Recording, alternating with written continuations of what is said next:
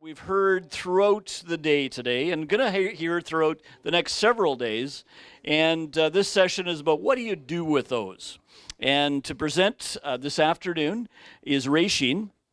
Ray Sheen is from South Carolina in the United States. And Ray has a number of different hats, but he's here because he's passionate about home education. Ray is home educated in 5 different states in the United States and served on many different organization boards for home education.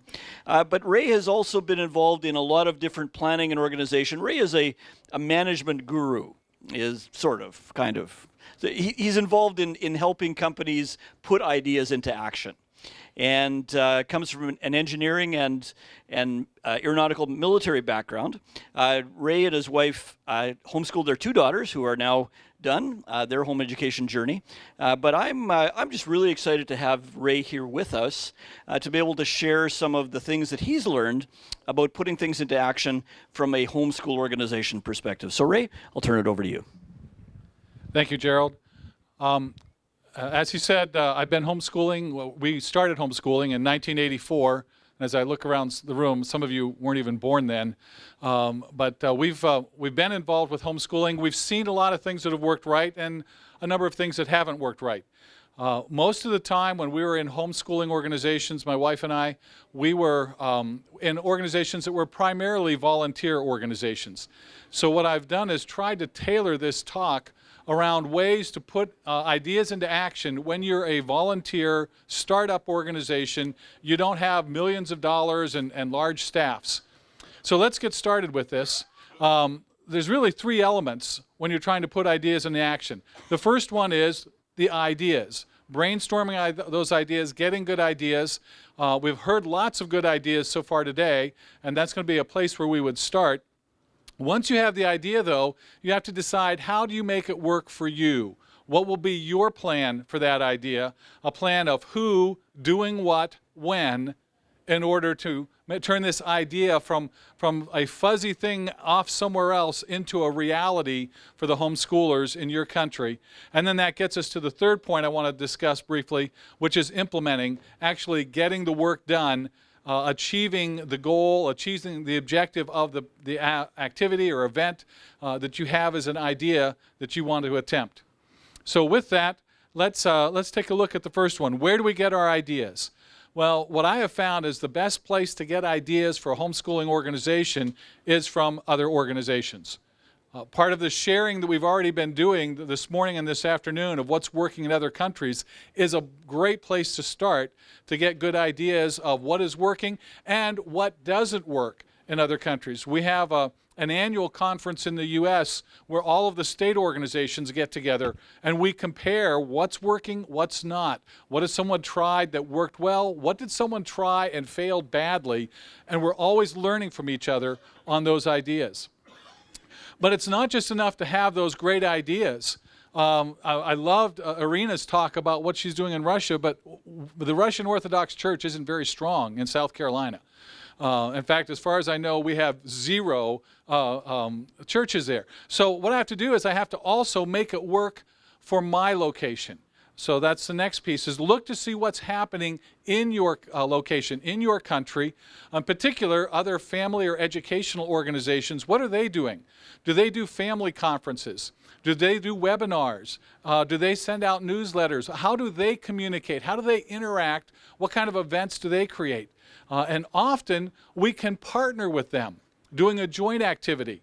If they're going to have a conference or an event, maybe we can have a homeschooling track, or maybe we can even have an extra day before or after to work with them. So use them where you can. That's a pattern that's already working. Leverage that, use that pattern. And then the other thing to consider is, what are the current trends? What is happening that you can leverage, that you can work on? Do you have a crisis going on in your country right now for legislative issues? That's a great time to pull together an organization and to create some events. I've been involved on the board of 3 of the state organizations in the United States. 2 of those we started because of a legislative crisis. There was a massive problem with the legislature that caused the reason for us to get together to get the organization going. But just to comment on that, while that is a great way to start the organization, to sustain the organization, you're going to have something more than a crisis. A crisis can get you going, but now you have to start providing services. You have to start providing some type of support if you want to sustain the organization. Okay, well, that's where the ideas are coming from, but we have to also decide how to pick the ideas. And in order to select those ideas, setting priorities, I want to go back to something that we already have heard several people today talk about, and that is vision. What is the vision, not only for your organization, but even broader than that, what is the vision for homeschooling in your country? How do you expect that homeschooling to be portrayed? How do you expect it to be used in the country? And then what is your organization's role in that? Are you there to be the one organization that everyone comes to, or are you to be one of many? Are you going to be providing services to help homeschoolers? Are you going to be focusing on legislators? Are you going to be doing both? So what is the vision of your organization's role? And as you're looking at that vision, now you start thinking through strategies, the strategies of what do we expect homeschooling how do we expect it to change over the next few years? And in order for that to happen, what do we need to be doing? Creating our long-range list of activities that will enable that vision to be a reality. Now we finally have that pulled together. We can start comparing those ideas to that vision, and then with that, we can start asking the questions of each of those ideas. First, does it support our strategy? One of the organizations that I worked with, that we were in, our president had set a vision. He said, our organization's vision is to be providing support and encouragement to the homeschooling families, and everything we need to do has to align with that we're supporting and encouraging the homeschooling families. So in every meeting, when someone would come up with an idea, his first question would be, how is that helping those homeschooling moms tomorrow morning sitting at the kitchen table trying to teach their kids? How are we helping that homeschooling mom? And that helped us to, in many cases, say, that sounds like a great idea, but it doesn't help the homeschooling mom. We're going to set that aside. It's not part of what we can spend our time on. Again, we were volunteer organizations, didn't have a lot of budget, so we had to prioritize which activities we would do. First thing, does it support the strategy? Second, do we have the resources to do this? The resources in terms of money, time, people, volunteers, wherever, can we get the resources to do this? And if we don't have access to the resources, it might be a wonderful idea, but if we don't have access, we can't do that. So then let's find a different idea that we can do. And one of the other comments along that, kind of a corollary to that is, does this limit us from doing something else in the future? If we start to do this, will we not be able to do something else? And that was the last question. Seldom did we have that as a problem, but we always checked that because we didn't want to shut a door by doing an activity, doing an event, sponsoring something that would prevent us from then being able to work with all of the homeschoolers that we were trying to work with in that particular state. So we've selected our ideas, but now that we have the ideas, we need to figure out the plan. How are we really going to do this? And what I found worked really well, especially on our board, we often had a number of homeschooling moms, is we'd say, okay, what's the story for this activity? In fact, that's what we called it. What's the story? How's this, when this is all done and we write up the story about this event, this activity, how would it read? What's the plot? What's the goal we're trying to achieve?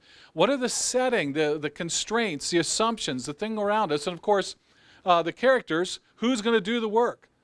People on our board, volunteers, who's going to do that? And it also became a bit of a joke at times. We'd say, well, what kind of a story is this one? Is this a mystery? No one knows what's going on. Is this a comedy and a farce where we go from one disaster to another? Is this a horror story where we just have awful things happening all the time? Or what we would typically try to have is an adventure story where the characters have to they have to overcome a number of obstacles to get to this wonderful goal or objective at the end. If you can put that into a story, it will go a long way to helping your volunteers or the other people you're working with to understand what we're trying to do, how we're trying to achieve this. So that was a technique that we found worked really well. The plan is a story, tell the story. The elements that need to be in that plan, one is the deliverables, the things we actually are done. When the story is done, when the event or the activity is over, what has changed? That's what we mean by the deliverables. And the big picture folks on your organization will quickly think about that.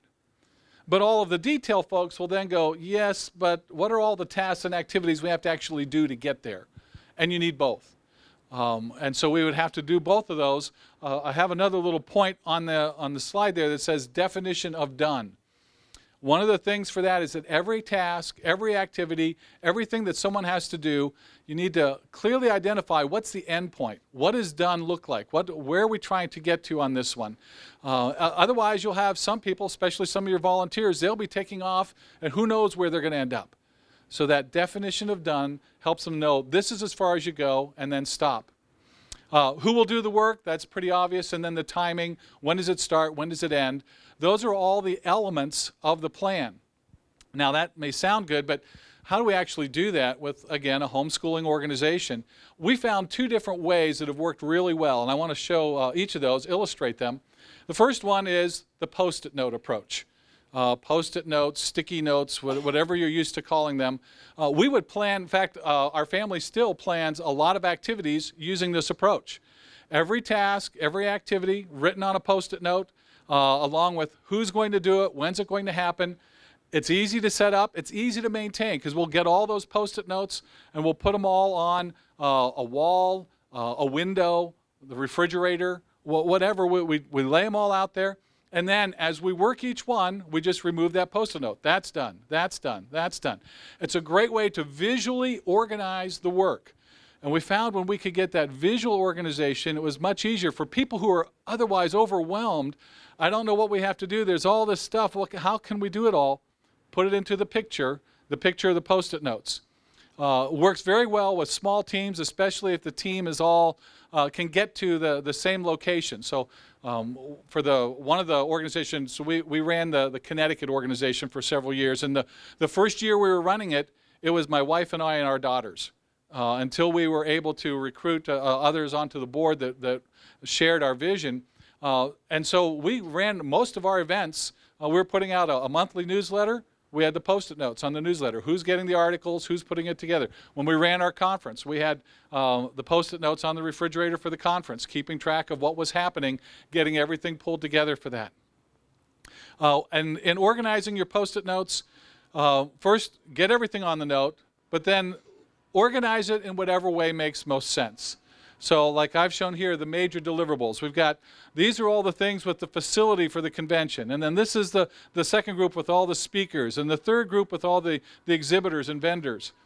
You may also organize it by time. And that's actually, we now run an event annually, and we organize everything by time. What are the things that are going to be done 3 months before the event, 2 months before the event, 1 month out, 2 weeks out, 1 week out. And so we just have different columns with all those tasks or activities on a Post-it note. Again, easy to track, easy to follow, easy to plan it, and for everyone who can see it to understand how this works. The other way we found, this works well when I have everybody together, but we've also been in states where we had people scattered hundreds of miles away, a 4 or 5 hour drive apart. You couldn't easily get together, and in that case we would use a spreadsheet approach. Now, Gerald mentioned, I'm an engineer. I love spreadsheets. I mean, there's nothing better than solving a fourth order partial differential equation by hand, at least if you're an engineer. Well, don't worry, we're not going to do any math in the spreadsheet. So this is not a math task. This is really a very simple database that we're organizing. And so it's the same thing of I'm going to be easy to set it up, easy to organize it, easy to maintain it, but the great thing now when using the spreadsheet, I can email it back and forth. I can put it on my iPad and take it with me. Everywhere I go, I have the plan, and I can keep that plan current, status, the progress. In fact, the way we would set this up is that all of the activities or tasks would be listed on each of the rows, And then we'd have a column for the different kinds of information. So we found we had to start putting the definition of done on there. That's just one of the things required. But then who's going to do the work? When does it start? When does it end? Any other notes we have, and its current status. And the other nice thing I could do with this, and at least in most spreadsheet applications like Excel, I could change the color of a row. If something gets behind schedule or there's something unique, I could easily change that to pull our attention to it.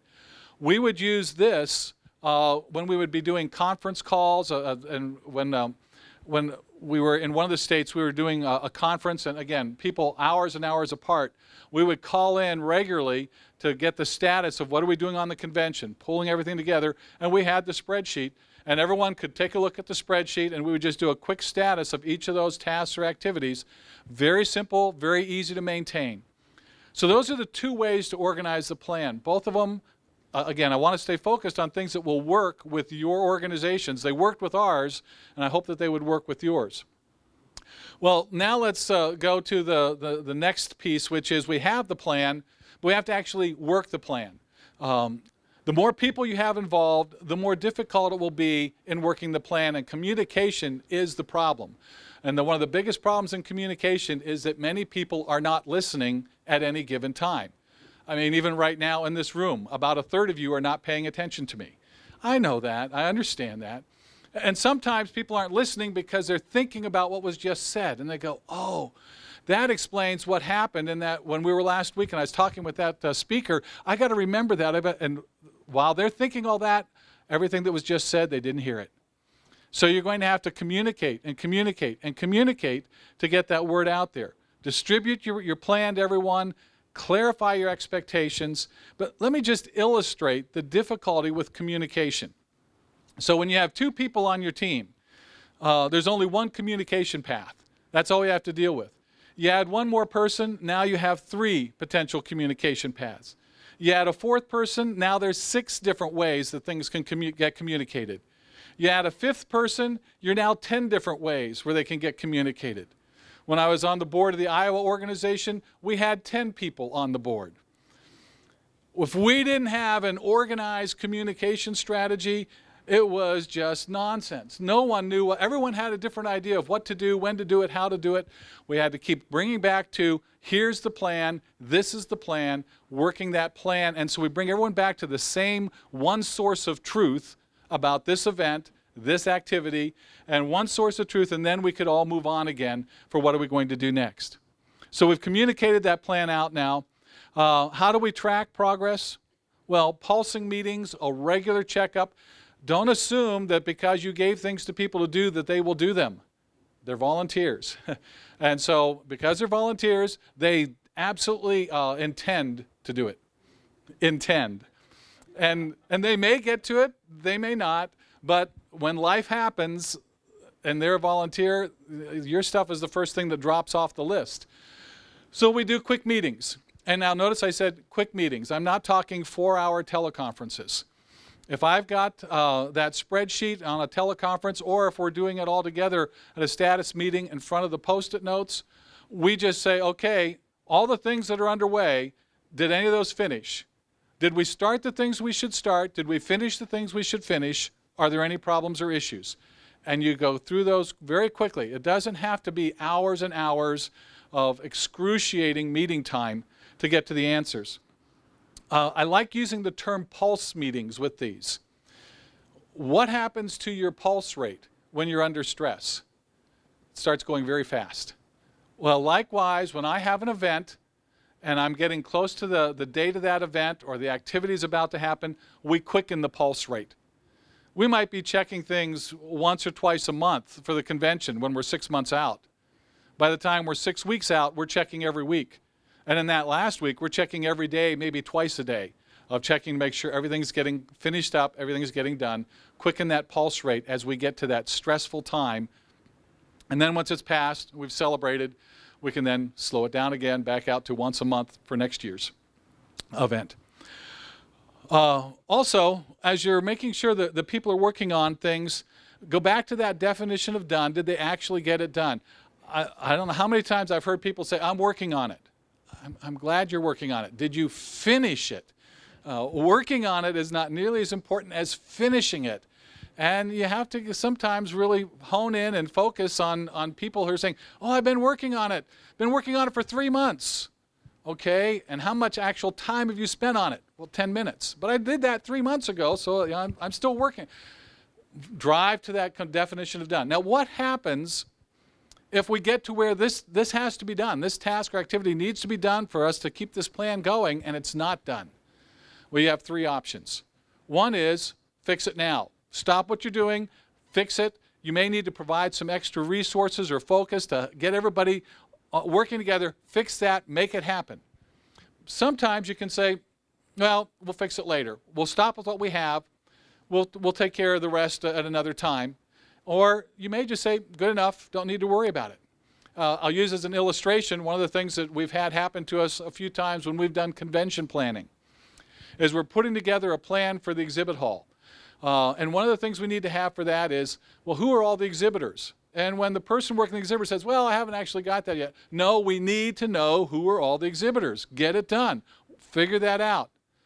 How about we need to have the plan of what the exhibit hall looks like? Well, we've got a rough plan. Okay, that's good enough for now. We know how much space we need. We know how many booths we're going to have. We can close that off, and then we'll come back and do a second task or activity to determine who's going to be in which booth in the exhibit hall. And I can wait until 2 days before the conference to make that decision if I have to. And the third thing, good enough. Well, do we have lined up all of the volunteers? Well, we've got about 10 volunteers lined up to help the exhibitors. Well, we'd like to have 12, but 10's good enough. We'll just stop and go with that. So you can use the kinds of problems or issues that you're seeing on that definition of done to decide what we should do next.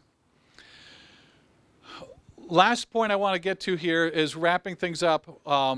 When you have a problem or an issue, you need to determine what's most important to us. Is it most important to get things done fast, get things done cheap, inexpensive, or get it done right? We'd like all 3. No question about that. We want all 3. But sometimes we have to compromise on one of those. If the timeline is most important, use a countdown approach. I need to do it's 5 days away, 4 days away, 3 days away, countdown approach, and dedicate your resources, your people to get it done. When the cheap is most important, cost is most important for you, you're going to have to do it yourself. You can't then afford to pay anybody for that. Or you can plan your event so that you get early revenue. Is there a way that I can get people to sign up early, an early bird discount, some kind of a way to get revenue early? Or if right is most important, make sure you have a very clear definition of done. Check it, recheck it, or use experts to help you with that along the way. Okay, I think we're just about done. Oh, last point, changes to the plan. There will be changes. Even though you think you have a perfect plan, life will happen. Something will happen. Changes will happen. Gerald had a perfect plan for this event, and I know of at least 2 of the speakers who were going to be here, life emergencies got in their way. And so there had to be some changes for that. Stuff happens. That's okay. Be prepared to react to that. Modify the activities, delete some, add some, whatever, but over-communicate those changes to the people involved. There will be changes. Don't stick to a plan that's already failed. Okay. Questions or comments? Anyone with any questions? I know we're trying to pick up a little bit of time, so I think we're right about where we need to be.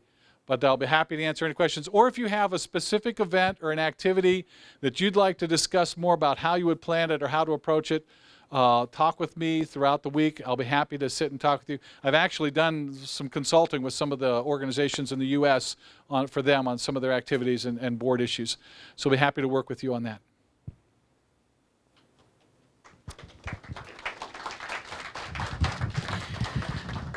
Ray, thank you. I think the material that you've presented gives a framework for so much decision making and planning in organizations, and I know that it's going to be invaluable, certainly for me and for many others. So thank you for that. And I would just really encourage you to continue to, as you're in a coffee break, as you're at meals, talk to Ray about the things that you were planning and thinking about. Those slides.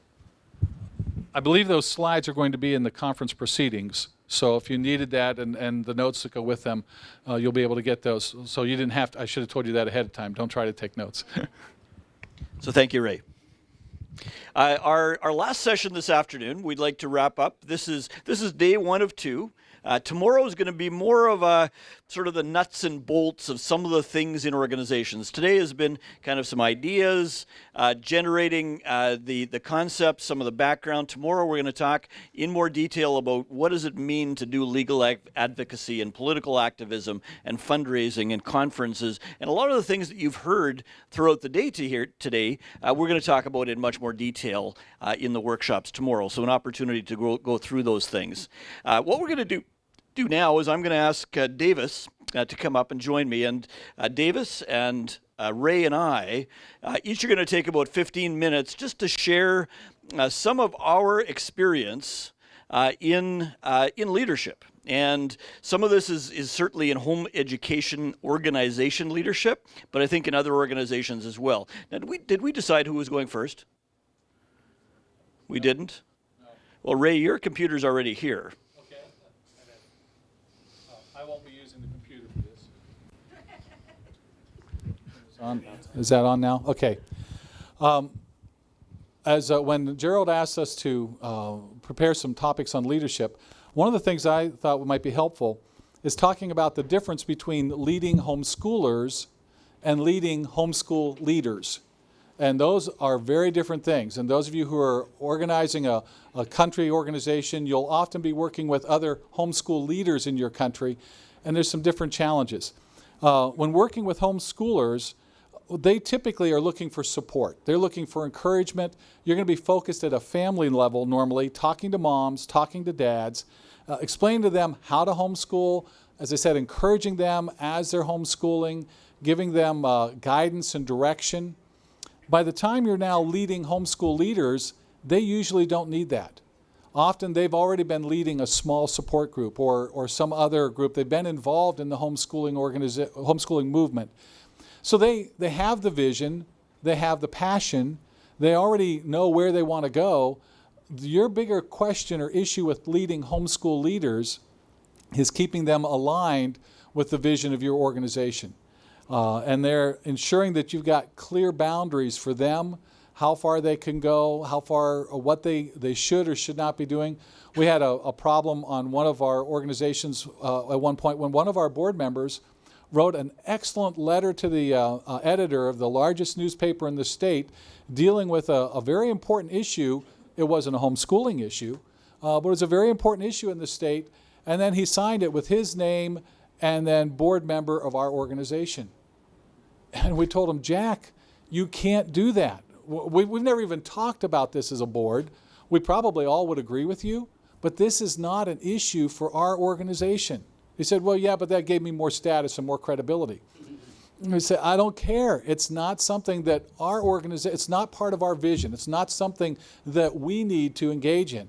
And it created quite a problem. As he's saying, well, I'm on the board and I should be able to say what I want. Yes, but you can have an opinion. But when you now say you're speaking for the board, you're speaking for the organization, you need to make sure you have the entire organization behind you and aligned.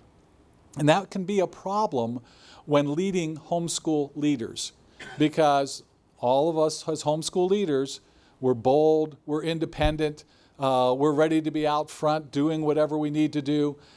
And you will often find that then some people will get off a little bit and they'll start going on a tangent, going in a different direction.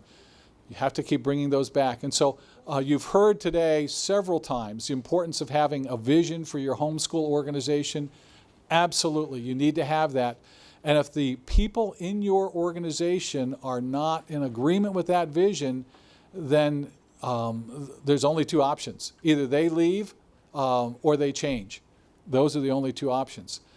Just one other comment along that with that homeschool, that vision for your organization. We had a problem in the organization I'm in right now not long ago where some of the people who had been long time part of our staff, they didn't agree with the direction that the organization was going because we were making a change. And they had been in full agreement with the original vision and had been very supportive, and we were key pillars of the organization. But when we made a change of essentially going to a much more electronic, internet-based type of organization, rather than doing everything in paper and everything in the way we'd done it in the past, but really trying to actually move out of the 1990s up into the 2000s. Not all the way up to the 2000 teens. We were just trying to get to the 2000s. And they didn't agree. They had problems with that, and it created a major problem. We should have recognized it sooner, quite frankly. And that can be a problem when they don't have the shared vision. That's your biggest challenge when leading leaders. When leading homeschoolers, your biggest challenge is normally encouraging them, motivating them, especially their first few years when they're fearful. Another comment I wanted to make is the difference between leading a volunteer organization versus an organization with paid staff. When you're working with volunteers, they will overcommit and underperform. That's a reality. As much as we wish that wasn't the case. Now, that's a generalization. You will have some volunteers who will absolutely blow you away. They will come through and just do so much great stuff, and you just go, wow.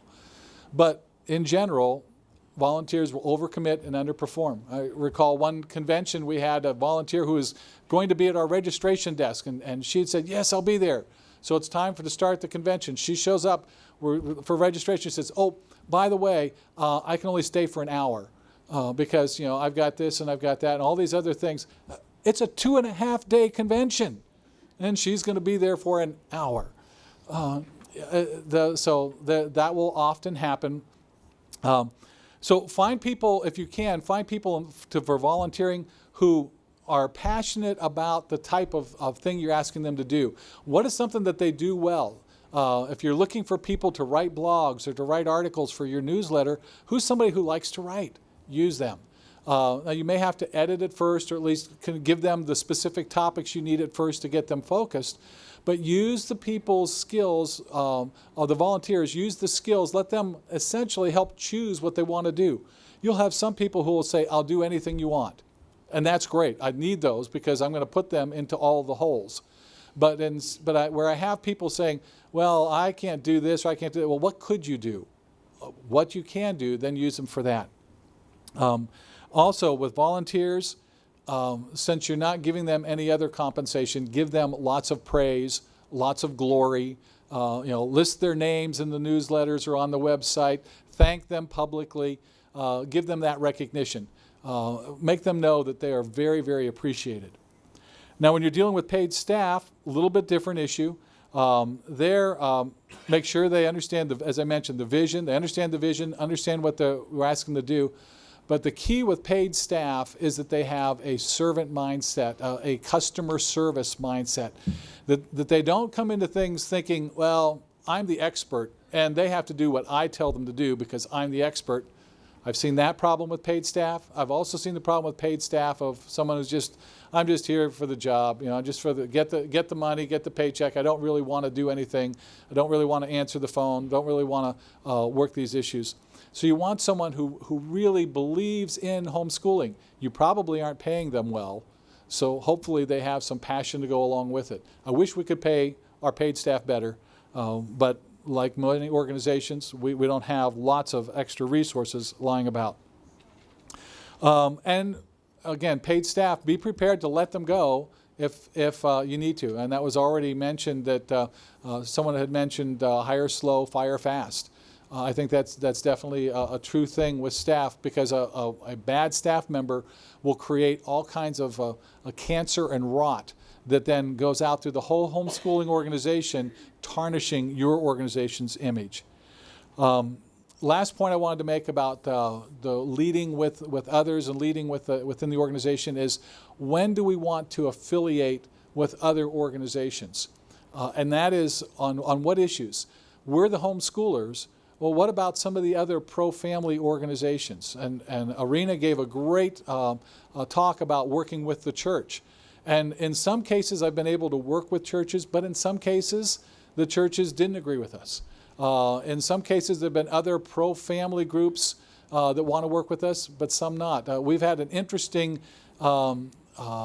interactions with the private school movement over the years. The private school folks are with us on some education issues because they also want to have the government leave them alone, but we're competition. And so they're saying, all those homeschoolers, they ought to be in my private school instead. So we have to look at that. So when you're working with other organizations, make it clear that you want to work together on issues that we can agree on. But if it's an issue that we don't agree on, we're not saying you're a bad person, it's just not our issue. We're going to be focused on homeschooling, parental rights, that type of an education model. That's what we're working on. Everything else, bless you, do what you need to do. I'll just use it as an example. We had in Connecticut at one point, we were working with some legislative stuff, and the people who were